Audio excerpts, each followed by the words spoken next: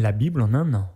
Lecture du 1er septembre. 2 Corinthiens, chapitre 5, versets 11 à 21. Connaissant donc la crainte du Seigneur, nous cherchons à convaincre les hommes. Dieu nous connaît, et j'espère que dans vos consciences, vous nous connaissez aussi. Nous ne nous recommandons pas de nouveau nous-mêmes auprès de vous, mais nous vous donnons occasion de vous glorifier à notre sujet, afin que vous puissiez répondre à ceux qui tirent gloire de ce qui est dans les apparences, et non dans le cœur. En effet, si je suis hors de sens, c'est pour Dieu. Si je suis de bon sens, c'est pour vous. Car l'amour de Christ nous presse, car nous estimons que si un seul est mort pour tous, tous donc sont morts, et qu'il est mort pour tous, afin que ceux qui vivent ne vivent plus pour eux-mêmes, mais pour celui qui est mort et ressuscité pour eux. Ainsi, dès maintenant, nous ne connaissons personne selon la chair. Et si nous avons connu Christ selon la chair, maintenant, nous ne le connaissons plus de cette manière. Si quelqu'un est en Christ, il est une nouvelle créature. Les choses anciennes sont passées. Voici, toutes choses sont devenues nouvelles. Et tout cela vient de Dieu, qui nous a réconciliés avec lui par Christ et qui nous a donné le ministère de la réconciliation. Car Dieu était en Christ, réconciliant le monde avec lui-même, en n'imputant point aux hommes leurs offenses. Et il a mis en nous la parole de la réconciliation. Nous faisons donc les fonctions d'ambassadeurs pour Christ, comme si Dieu exhortait par nous. Nous vous en supplions, au nom de Christ, soyez réconciliés avec Dieu. Celui qui n'a point connu le péché, il l'a fait devenir péché pour nous, afin que nous devenions en lui justice de Dieu. Job, chapitre 40. L'Éternel, s'adressant à Job, dit : Celui qui dispute contre le Tout-Puissant est-il convaincu ? Celui qui conteste avec Dieu a-t-il une réplique à faire ? Job répondit à l'Éternel et dit : Voici, je suis trop peu de choses. Que te répliquerai-je ? Je mets la main sur ma bouche. J'ai parlé une fois, je ne répondrai plus. 2 fois, je n'ajouterai rien. L'Éternel répondit à Job du milieu de la tempête et dit : Saint terrain comme un vaillant homme. Je t'interrogerai, et tu m'instruiras.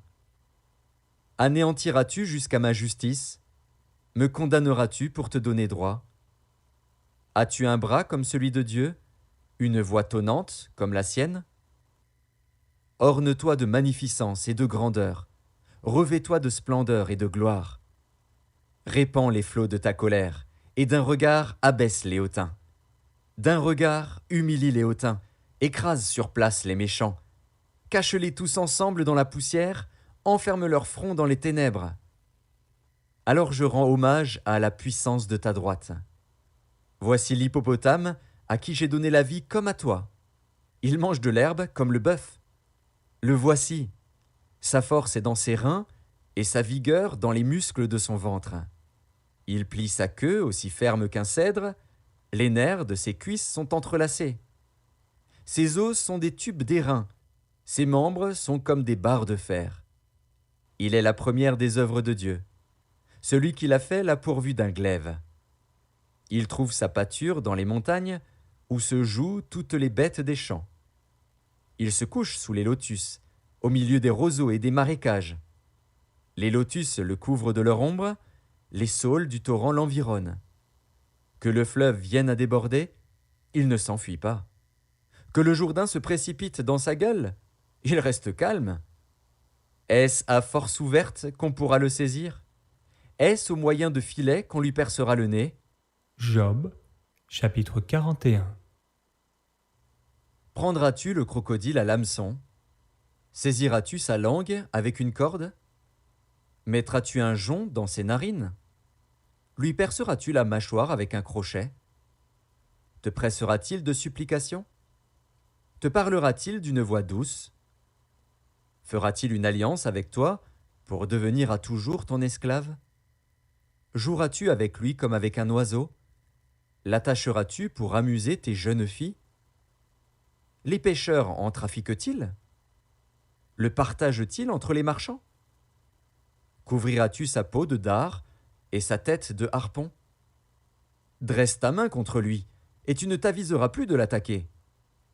Voici, on est trompé dans son attente. À son seul aspect, n'est-on pas terrassé? Nul n'est assez hardi pour l'exciter. Qui donc me résisterait en face? De qui suis-je le débiteur? Je le payerai. Sous le ciel, tout m'appartient. Je veux encore parler de ses membres, et de sa force, et de la beauté de sa structure. Qui soulèvera son vêtement? Qui pénétrera entre ses mâchoires? Qui ouvrira les portes de sa gueule? Autour de ses dents habite la terreur. Ces magnifiques et puissants boucliers sont unis ensemble comme par un sceau. Ils se serrent l'un contre l'autre, et l'air ne passerait pas entre eux. Ce sont des frères qui s'embrassent, se saisissent, demeurent inséparables. Ces éternuements font briller la lumière. Ses yeux sont comme les paupières de l'aurore. Des flammes jaillissent de sa bouche, des étincelles de feu s'en échappent.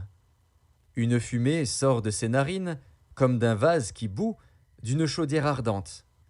Son souffle allume les charbons, sa gueule lance la flamme. La force a son cou pour demeure, et l'effroi bondit au-devant de lui. Ses parties charnues tiennent ensemble, fondues sur lui, inébranlables. Son cœur est dur comme la pierre, dur comme la meule inférieure. Quand il se lève, les plus vaillants ont peur, et l'épouvante les fait fuir. C'est en vain qu'on l'attaque avec l'épée. La lance, le javelot, la cuirasse ne servent à rien. Il regarde le fer comme de la paille, l'airain comme du bois pourri. La flèche ne le met pas en fuite. Les pierres de la fronde sont pour lui du chaume.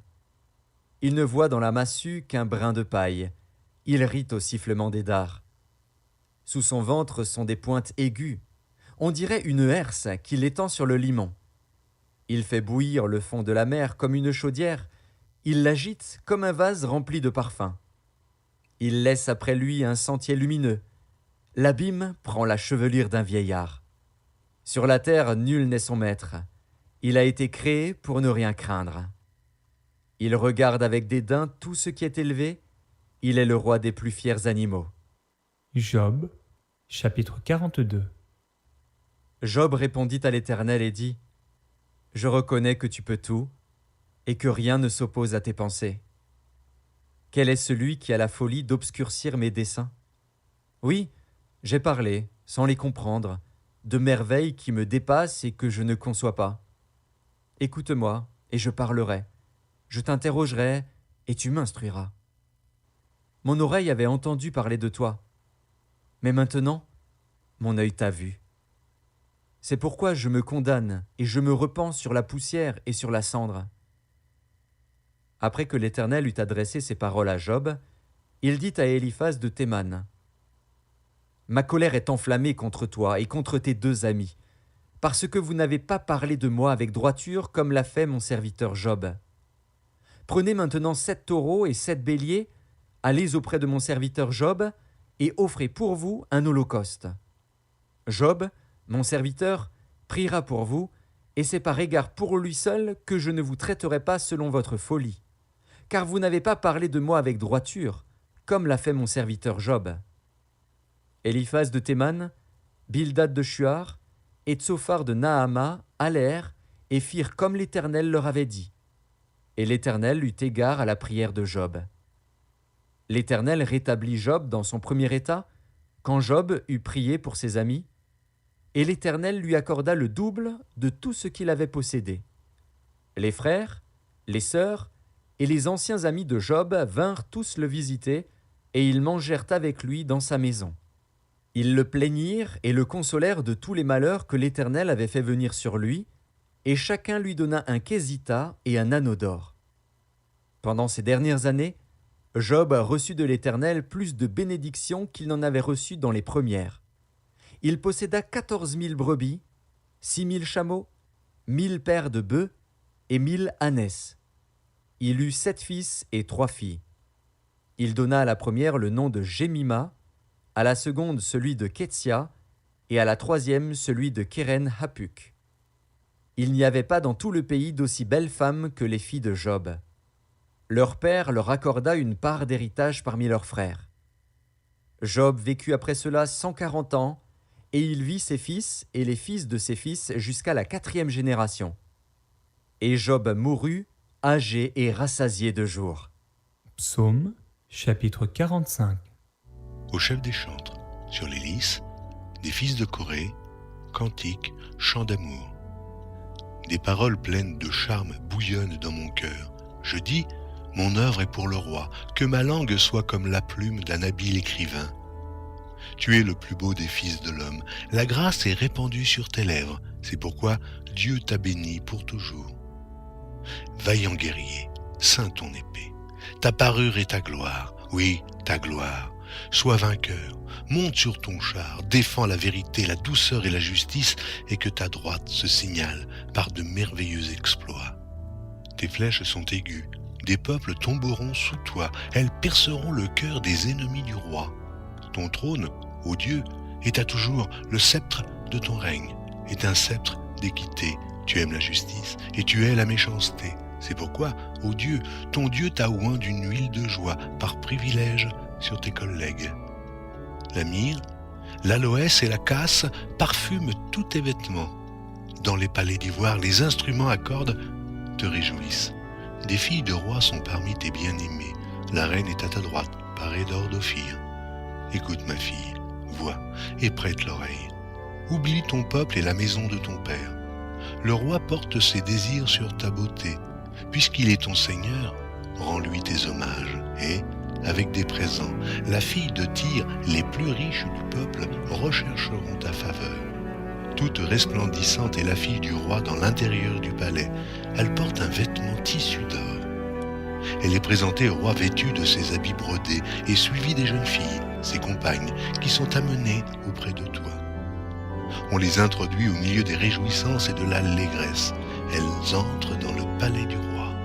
Tes enfants prendront la place de tes pères. Tu les établiras princes dans tout le pays. Je rappellerai ton nom dans tous les âges. Aussi, les peuples te loueront éternellement et à jamais.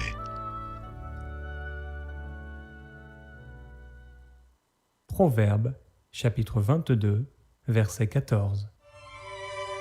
La bouche des étrangères est une fosse profonde. Celui contre qui l'Éternel est irrité y tombera.